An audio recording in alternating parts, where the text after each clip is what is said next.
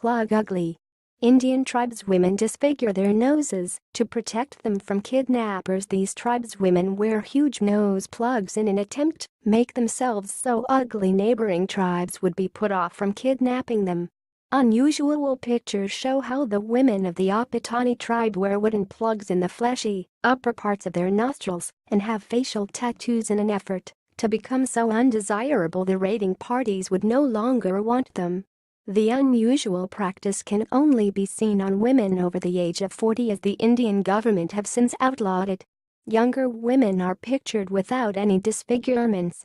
The striking images were taken of the Apatani tribe in India by photographer Pete Oxford from Turkey. It surprised me, however, how quickly I became totally used to seeing them and looked past the wooden discs to the woman wearing them. 40 plus but still with a very human sparkle in her eye made her far from ugly.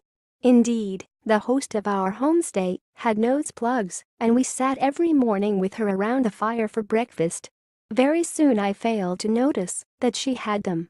Mr. Oxford explained why the tribeswomen disfigured themselves in this way and how their traditional culture was still very much prevalent today. I was told that nearly every woman over the age of 40 was disfigured in this way, he added.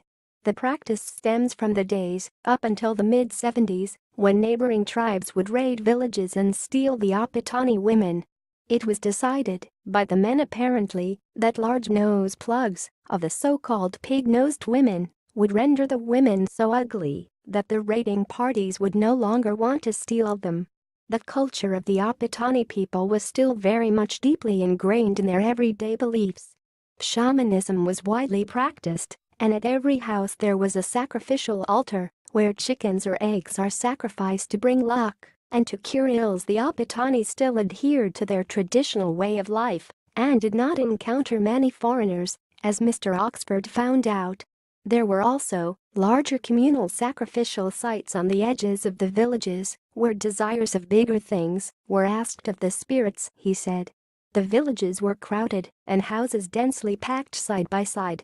The central fire was omnipresent and we sat often around one drinking a welcome cup of tea offered by our Apatani host. Every household had its cats and chickens while the dogs, which were more outdoorsy, decorated the steps and sidewalk. If a dog gave birth to a big litter, the solution was easy. Grow up one or two as pets and eat the rest when plump enough. Everywhere we went kids would shout "foreigner" to us, not in a nasty way at all, but simply as an excited exclamation. It was true that in this land of the Apatani we were the strange ones.